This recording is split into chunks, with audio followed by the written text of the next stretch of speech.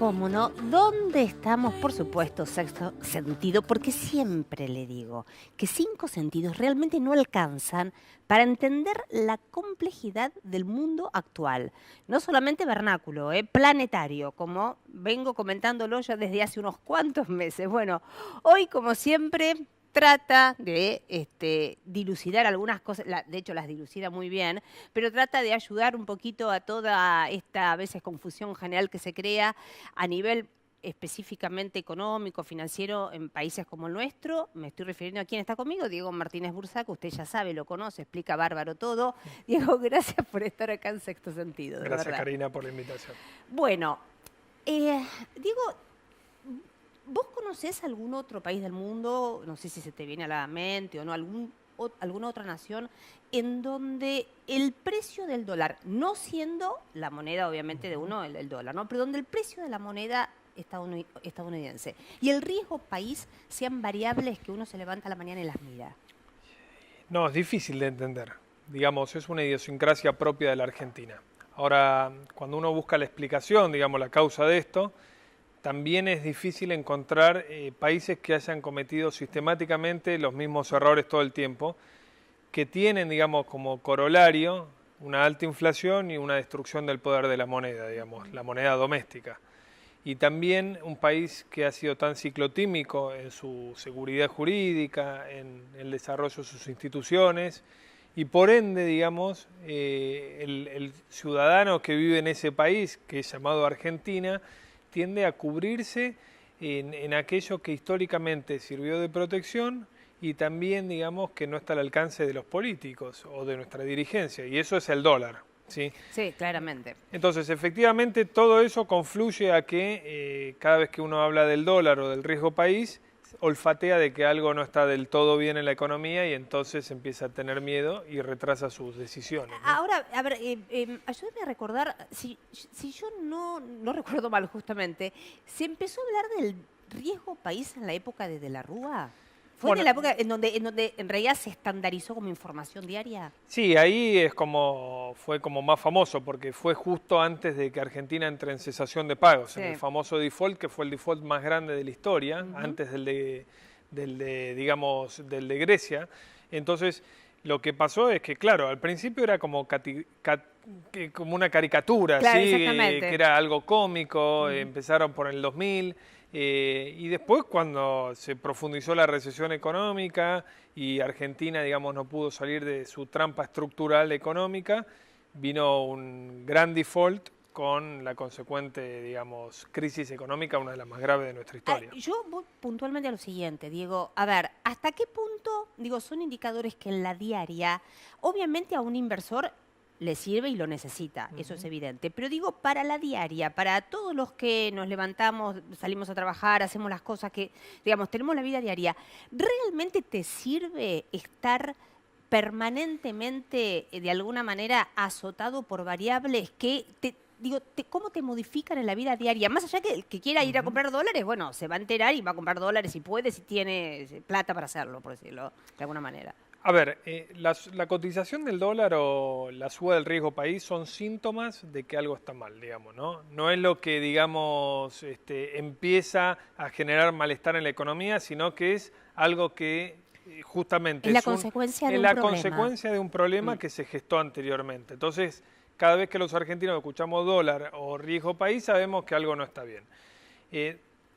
En realidad tenemos también una especie de psicosis, Claro, pero justamente un poco por eso. nuestra historia, Sí, digamos, sí, ¿no? sí. Se Porque, retroalimenta todo el tiempo y vos este fíjate, círculo, vos fíjate lo que me preguntabas recién. El riesgo país empezó a ser famoso en el 2001. Fíjate lo que vino después, ¿no? Una crisis terminal en Argentina, la pobreza del 50%, Sí. el desempleo del 25%. Entonces, evidentemente ese recuerdo está, y después cada vez que escuchamos dólar, corrida cambiaria, termina siendo de que hay un proceso de destrucción de la moneda, sube la inflación y entonces, bueno, sabemos y, digamos, tenemos mucha gimnasia al respecto. Ahora, como argentinos no nos hace bien, para nada, porque justamente, como te decía anteriormente, cuando uno escucha de que sube el dólar o sube el riesgo país, lo que hace automáticamente es ponerse en modo defensivo. Sí. Y entonces es postergar decisiones que tenía a punto de tomar, sean de consumo, sea de inversión, sea de ahorro. Y cuando se paraliza el consumo, la inversión y el ahorro, se paraliza un país, digamos, porque se paraliza el mercado interno, se paraliza la inversión que es la oferta, digamos, o la capacidad para incrementar la oferta productiva, y obviamente el ahorro es el elemento clave que financia la inversión y permite un crecimiento desarrollado a lo largo del tiempo. Entonces, está todo mal, digamos. Además que en países como el nuestro lo que pasa es que el traslado a precios es prácticamente automático, por otro lado, ¿no? Sí. La cobertura el comercio que dice, bueno, traslado ya precios por las dudas, por más que no estés vendiendo, No, lo cual es un proceso de esta inflación complicado. Sí, es lo que estamos viviendo ahora. Ahora, esto también tiene, digamos, su relación en que Argentina es un productor de alimentos, los alimentos tienen precios internacionales, son productos transables, y entonces el productor, ¿qué hace? Bueno, si yo lo puedo exportar a precio dólar, bueno, yo lo vendo acá a precio dólar, digamos, ¿no? Entonces automáticamente lo que primero se refleja cuando sube el dólar es un aumento de alimentos y bebidas. Está bien, perfecto, Diego, pero mucha gente, ¿sabes qué se pregunta? Eso se entiende en empresas que exportan, pero el minorista que no exporta, ¿por qué aumenta? Por las dudas. Ah, ok. Por las dudas. Pero digo, no es el minorista el que tiene el problema.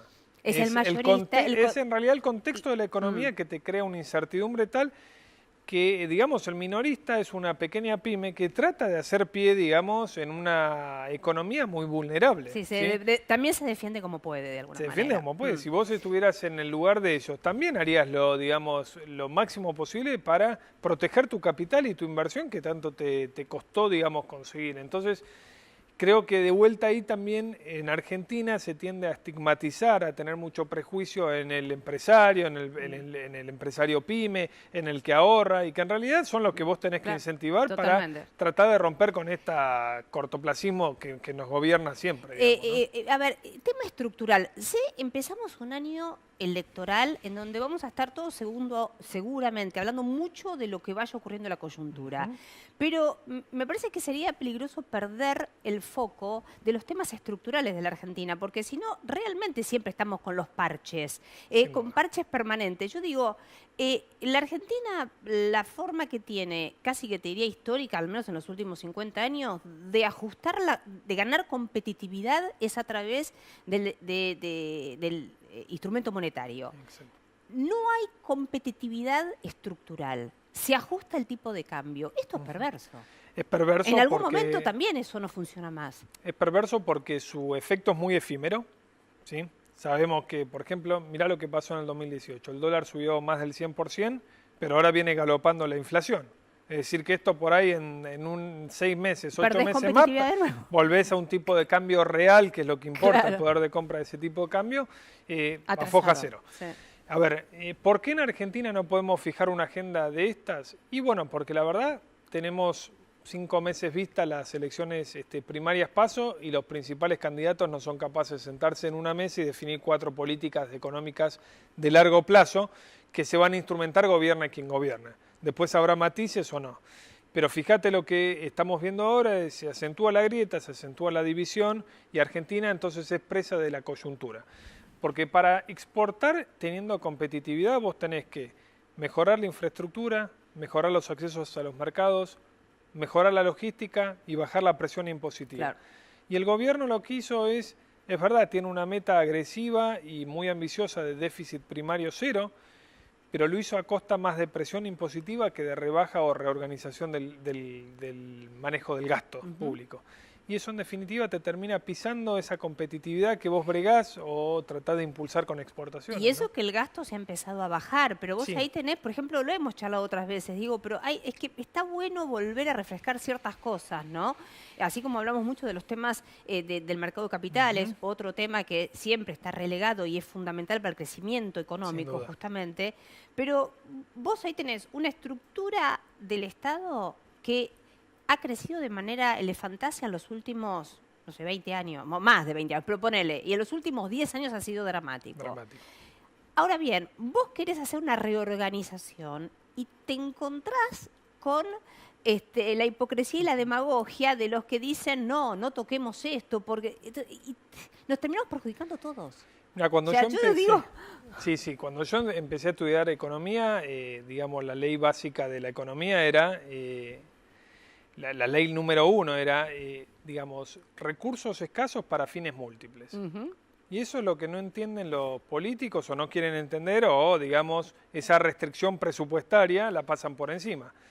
No se puede, digamos, seguir agrandando y seguir teniendo una gran cantidad de beneficiarios con una masa crítica de aportantes cada vez menor al sistema, ¿sí? ujú. Entonces, en ese sentido, creo yo que a Cambiemos le faltó un poco de coraje, porque es verdad que aparecen muchos palos en la rueda cuando uno tiende a tratar de votar leyes que vayan a apuntar a reformas estructurales, pero tranquilamente se podría haber hecho una auditoría de las pensiones por invalidez, que crecieron más de 10 veces en el kirchnerismo, hacer una auditoría en serio, ¿sí? Después, esos 4 millones de jubilados nuevos que ingresaron al sistema cuando se nacionalizó la Sí, AFJP, sí.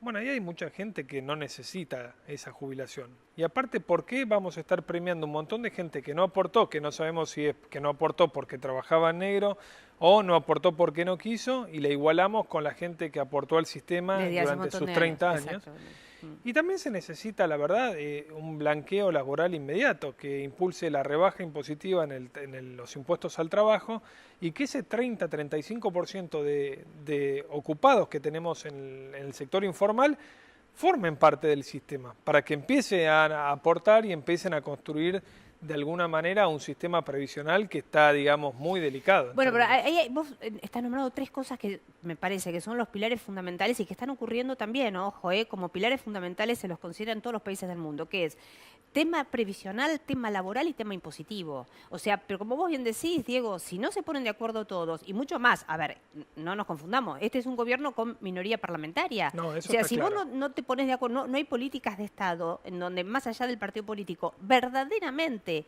se encuentren los focos de largo plazo para poder desarrollarse y crecer, es imposible. Es imposible. Y en 2019, gane quien gane, seguramente van a seguir teniendo minoría en el Congreso parlamentaria. Entonces, creo que por eso se necesita un consenso serio, sin chicanas, digamos, ¿no? Y digamos, que convenzan a la población que realmente quieren cambiar las cosas hacia adelante. Pero bueno, como vos bien decís, el mundo muchas de estas cosas ya las tiene solucionadas. En algunos lugares se está aumentando la edad jubilatoria, en algunos lugares también hay incentivos para que se contrate nuevo empleo con rebaja impositiva. Entonces, lo que Argentina va a estar, digamos, sufriendo es cada vez más un relegamiento respecto a otros, pero ya no respecto a otros del primer mundo, respecto a otros en la región. Fíjate, en Brasil Bolsonaro quiere, digamos, llevar adelante una reforma previsional. En Chile, bueno, está bastante más ordenado el sistema con el sistema de fondos de jubilaciones privadas. Digo, Argentina siempre adopta posturas ideológicas muy drásticas en cada uno de estos temas de reformas estructurales que nos impide avanzar y nos impide lograr ese consenso. Porque estamos moviéndonos siempre en los extremos y no solucionamos nada. Quiero en el próximo bloque que hablemos, bueno, y cómo tiene el impacto de la tecnología, obviamente, en todo esto que está cambiando el mundo de manera de 180 grados, y cómo, por lo tanto, el impacto de estar en un mundo globalizado pega a países como el nuestro, que trata de insertarse, pero con bastante dificultades todavía. En el próximo bloque, dale.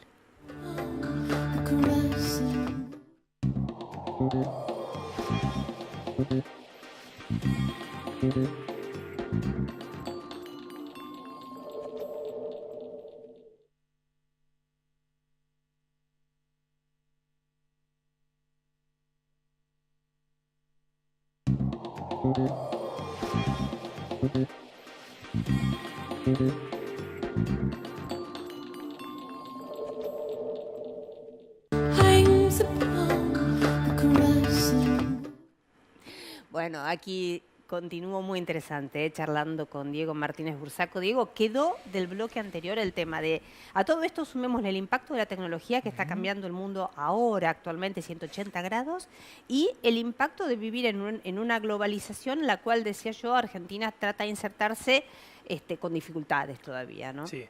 A ver, la tecnología o la disrupción tecnológica que estamos viviendo en el mundo, lo que crea es destruye algunos empleos, pero abre oportunidades en otros, digamos, ¿sí?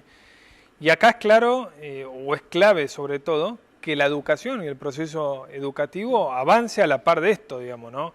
Cómo la Argentina puede ir generando nuevos recursos humanos muy vinculados a nuevas técnicas de educación asociados a estas tecnologías para que justamente quien salga, yo te diría ya desde un secundario, aunque el secundario ya es básicamente algo elemental, te diría, pero un secundario, un universitario, que salga con armas para conquistar el mercado laboral y esté a la par de estos cambios tecnológicos.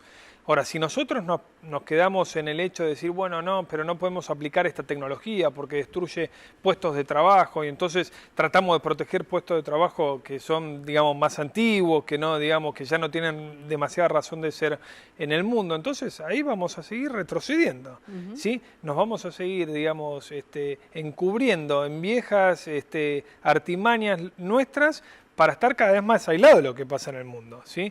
Hoy los países emergentes o las potencias que pasan de ser emergentes a desarrollados son los que acompañan todos estos desarrollos y se insertan de manera inteligente. Si en Argentina seguimos discutiendo el avance del mundo porque creemos que lo nuestro es lo mejor, seguramente no nos va a ir bien. Te hago un salpicado, porque te decía, el tema de la globalización, uno piensa en la moneda fuerte del planeta como el dólar, y yo pensaba hace un rato, la paradoja que hace unos años, ¿te acordás que se hablaba del reemplazo del dólar como moneda de cambio mundial? Se habló en su momento mucho del renminbi, la moneda china, hasta del euro, pero bueno, China, que es una economía complicada para el inversor extranjero, sí. Y el euro, con los problemas de la Unión Europea, salvo, bueno, Alemania, que, sí, bueno, bonos alemanes, pero los alemanes no emiten bonos, sería lo único más o menos, o pocos, digo, emiten, ¿no?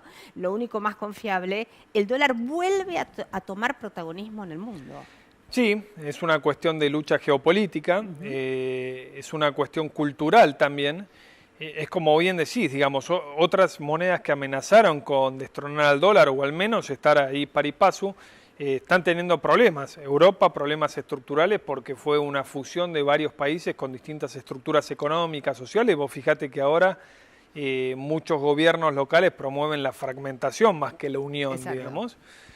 Y en Asia, bueno, el tema es que, como bien decís, es una economía que si bien es un planeta aparte, es un mundo propio, bueno, todavía hay muchas barreras culturales y de entender, digamos, la idiosincrasia de los chinos, ¿sí? Obviamente representa una oportunidad, pero todavía de este lado de Occidente nos parece como demasiado lejano en muchas cosas o muchas costumbres, en cómo hacer negocios o mismo justamente ahorrar en la moneda china, digamos, ¿no? Sí, sí. Entonces creo que, bueno, Occidente, como bien decías vos, se apega un poquito a lo más conocido y a lo que sigue, digamos, siendo un factor clave, que es el dólar estadounidense. Ahora, las cosas no duran para siempre. Con esto no quiero decir que el dólar se va a acabar ni nada, pero seguramente que a medida que muchas otras economías siguen ganando espacio a nivel mundial, seguramente las monedas de esas economías, China, India o cualquier otro país que vaya irrumpiendo fuertemente, seguramente va a tratar de disfrutar ese protagonismo del dólar, ¿no? Lo interesante es que China en los últimos, en los últimos días, creo, empezó a tomar decisiones pro inversores extranjeros. Está tratando de cambiar justamente ese problema que tienen ancestral con los inversores extranjeros. Bueno, viste ese paradigma de cuando empezó la guerra comercial, que se decía que Estados Unidos se había vuelto menos capitalista y China más capitalista. Sí. Bueno, en definitiva, China, a ver, las tasas, esas famosas tasas chinas de crecimiento, no se pueden seguir dando sin una apertura al capital extranjero, claro, porque bueno, todo tiene, digamos, su margen de utilidad ahí en el horizonte, digamos. Entonces, en ese sentido, digo, son chinos, vienen de un comunismo, pero tampoco son, digamos, son ignorantes de lo que pasa en el mundo. Entonces, si ellos bobos no tienen nada los chinos, no, por eso. Y si ellos quieren realmente disputarle el poder geopolítico de Estados Unidos, no le queda otra que abrir sus mercados de capitales, abrir sus mercados comerciales, recibir inversión extranjera. Obviamente que lo hacen muy gradualmente, a cuentagota, porque acordate, son 1.400 millones de personas, y bueno, ellos están acostumbrados a más de una economía planificada y tener todo centralizado bajo un gobierno central, y bueno, cuesta, digamos, ¿no? Estamos hablando de una población muy, muy grande. Em, Prima facie uno diría que no es bueno que nos hayan subido a mercado emergente y después que nos hayan puesto emergente y fronterizo. Pero voy a tratar de ver la otra parte del vaso. A ver, ¿no puede ser también una cosa positiva porque no dejas afuera los fondos que pueden venir solo por el hecho de ser fronterizo? Bueno, en Argentina, viste que como somos un país particular, se Muy dan particular. situaciones Sí, extraordinarias de todo tipo. sí, sí, Esta sí. es una de ellas. A ver, el vaso medio lleno es como decís vos, bueno, si todavía vamos a pertenecer a un índice de frontera, entonces esto quiere decir que todos los capitales que estaban en el mercado frontera, que tenían replicada nuestra participación, no van a tener que vender. Y se van a ir sumando los que empiezan a participar del mercado emergente.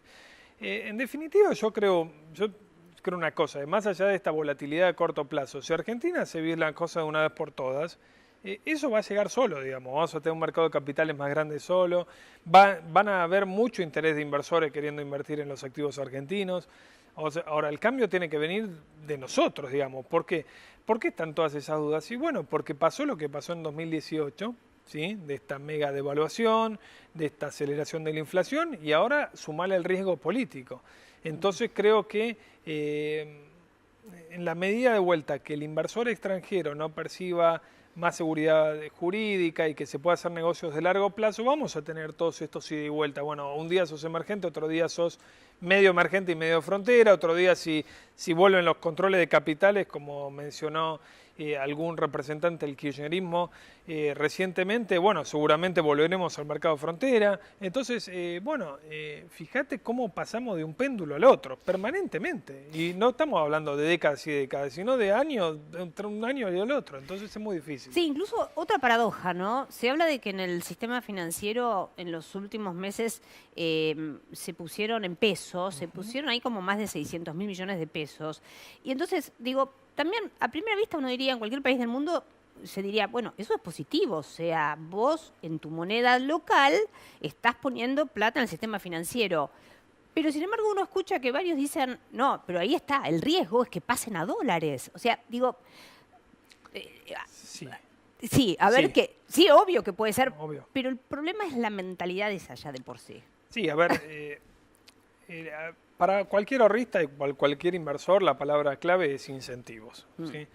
Y para tener incentivo en ahorrar en tu moneda local, ¿sí? Y tener buen retorno, tienen que ver dos cosas. En primer lugar, que el retorno que te dé sea mayor a la inflación, de manera de ganar poder de compra, ¿sí? Y en segundo lugar es bajar la inflación.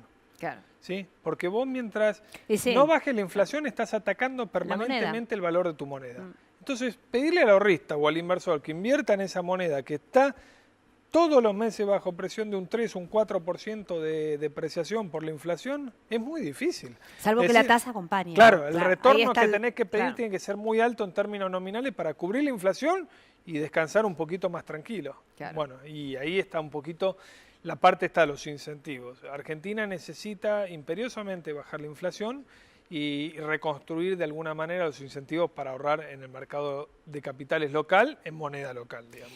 Yo sé que voy a hacerte una pregunta que en realidad es como, obviamente, una pregunta cerrada, porque no, en cuanto a que no tiene respuesta, si no ya lo hubiésemos obtenido. Creo que hay una multiplicidad de respuestas. ¿Por qué cuesta tanto bajar la inflación en Argentina?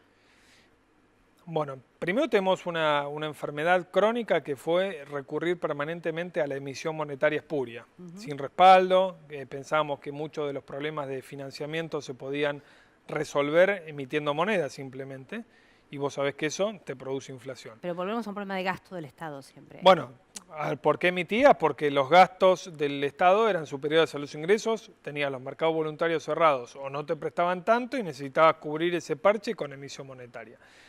Y segundo, porque en este periodo de Cambiemos sí es verdad que todavía sigue mucho el arreglo de los precios relativos, ¿sí? Veníamos de 12 años donde los precios relativos de muchos servicios y muchas tarifas habían sido vapuleados. Entonces, como vos tenés la necesidad de generar déficit primario cero, tenés que eliminar los subsidios, muchas veces subsidio a los servicios públicos, transporte, etcétera, eso te lleva a grandes aumentos de luz, de gas, de combustibles, que a su vez te retroalimentan toda la inflación, ¿sí? Entonces es también un juego un poquito perverso, ¿no? Porque si vos perseguís el equilibrio fiscal y la manera que lo estás buscando es disminuyendo los subsidios en tarifas, seguramente tendrás que aumentar tarifas mucho más rápidamente y eso, digamos, te lleva a que la manta corta, digamos, ¿no?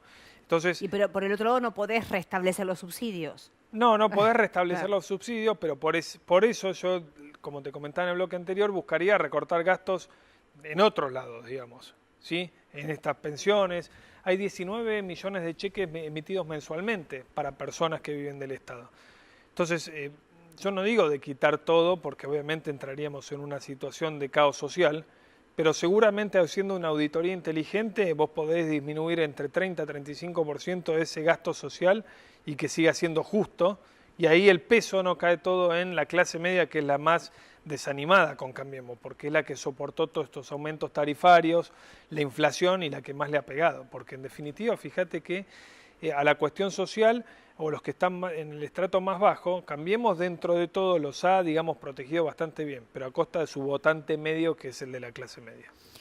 Clarísimo, como siempre, Diego, pero nos vamos a ver muchas veces este Ojalá, año, así que ojalá. un placer didáctico, como siempre, Diego, Gracias, de verdad, Karina. un placer, gracias. Gracias. Y yo me reencuentro el próximo martes, todos los días nos vemos, pero el próximo martes a la medianoche. No se olvide, con pragmatismo y optimismo, el futuro es hoy. Chao.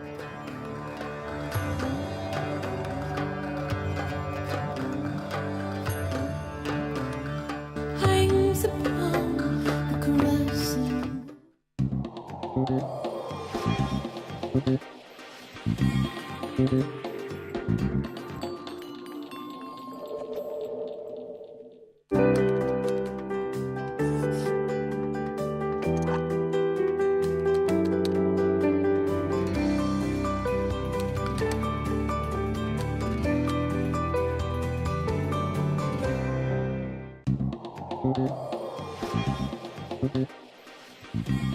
Thank you.